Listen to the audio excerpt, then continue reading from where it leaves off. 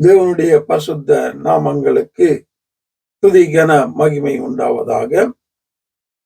போன செய்தியில அப்போஸ்தலர்கள் 2ஆம் அதிகாரத்திலே அந்நிய பாஷை பேசியதை எப்படி பேசினார்கள், என்ன மாதிரியான பாஷைகளை பேசினார்கள் என்பதை பார்த்தோம். அங்கே ஆவியானவர் வரும்போது அந்த அபிஷேகத்தை பெற்று அங்கு அநேக விதமான பாஷைகள் பேசுகிற ஜனங்கள் மத்தியில அவங்கள் எல்லாருடைய பாஷையையும் இவர்கள் பேசினார்கள். அவங்களுக்கு விளங்கத்தக்கதாக பேசினாங்க என்பதை நாங்க பார்த்தோம். இது அவங்களுடைய பாஷை தெரியாதவங்க அவங்க மற்றவங்களுடைய பாஷையில பேசினாங்க.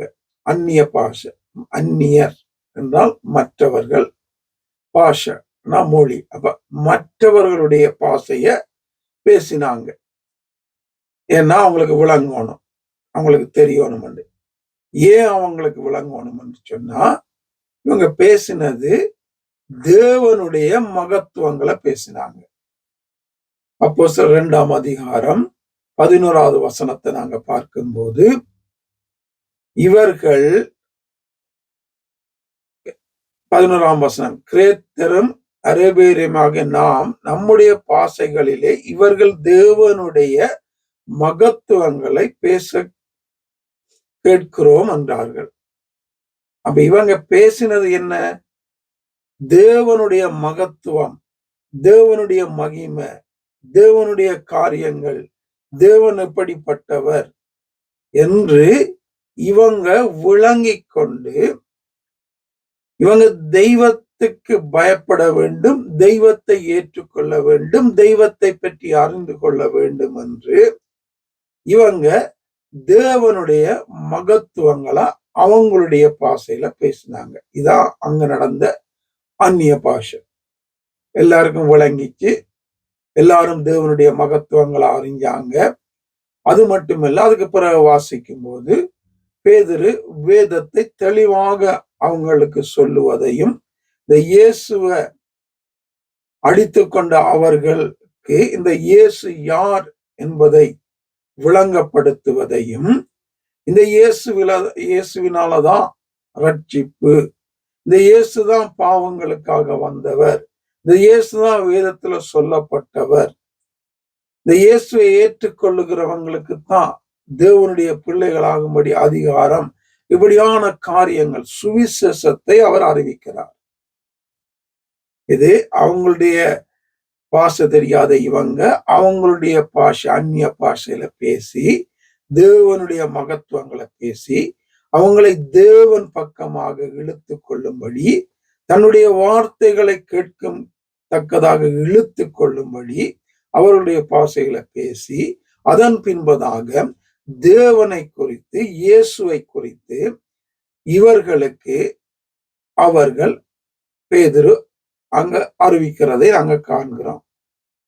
இப்ப இங்க அந்நிய பாஷை பேசப்பட்டது மற்றவர்கள் தெய்வத்தை அறிய வேண்டும், அவருடைய மகத்துவங்களை புரிந்து கொள்ள வேண்டும், அவர் ஏன் வந்தார், மரித்தார், பாடுபட்டார், சிலுவைக்கு சென்றார், இரத்தம் சிந்தினார், உயிர் தெழுந்தார் என்பதை இவர்கள் அறிந்து கொள்ள வேண்டும்.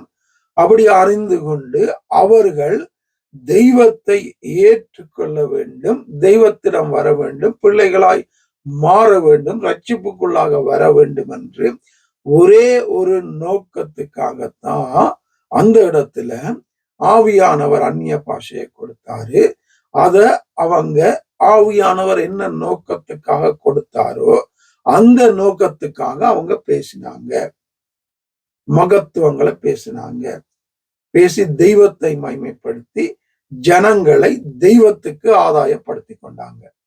அப்ப இப்ப நாங்க பேசுற அந்நிய பாஷையில தேவனுடைய மகத்துவங்களை பேசுகிறோமா, தேவனுடைய காரியங்களை பேசுகிறோமா, அதன் மூலமாக ஆத்துமாக்களை தேவனிடத்துல நடத்துகிறோமா என்பதை யோசிக்கணும். அந்நிய பாஷை பேசுங்க, பேசுறதால என்ன பிரயோஜனம், யாருக்கு என்ன பிரயோஜனம், தெய்வத்துக்கு என்ன பிரயோஜனம், தேவன் மகிமைப்படுத்தப்படுகிறாரா தேவனுடைய சத்தியம் அறிவிக்கப்படுகிறதா? ஜனங்கள் அதன் மூலமாக தேவ சமூகத்திற்கு இழுத்துக் கொள்ளப்படுகிறார்களா என்பதை யோசிக்கணும். நாங்க பேசுறது அவங்களுக்கு விளங்கி அவங்க தெய்வத்துடைய மகத்துவங்களை அறிஞ்சு கொள்றாங்களா என்பதை யோசிக்கணும். அப்படி பேச தெரியாத பட்சத்துல தெய்வமும் நீங்களும் தனித்திருக்கும்படி பேசுங்கன்னு அங்க பவுல் சொல்றார். அப்ப அந்நிய பாஷை எங்க பேசுறோம், ஏன் பேசுறோம், எப்படி பேசணும், எதுக்கு பேசணும், இதால வருகிற ஆசீர்வாதம் என்ன, ஜனங்கள் மத்தியில என்ன நடக்கணும் என்பதை புரிஞ்சு நாங்க பேசினா அது எல்லாருக்குமே ஆசீர்வாதம் இருக்கு. இல்லது பவுல் சொல்ற மாதிரி எங்களை பைத்தியக்காரங்கன்னு சொல்லிட்டு போய்கொண்டே இருப்பாங்க.